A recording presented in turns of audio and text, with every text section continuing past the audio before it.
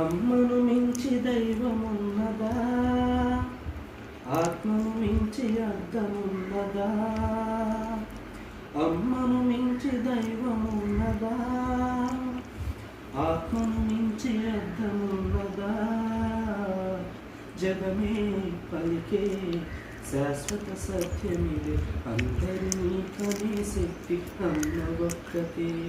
అవతార పురుషుడైనావో అమ్మకు కొడుకే, అందరినీ కనే శక్తి అమ్మ ఒక్కతే.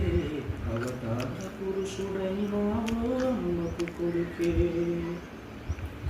రఘురాముడి లాంటి కొడుకు ఉన్నా, తగిన కోడలమ్మలేని లోటు తీరాలి.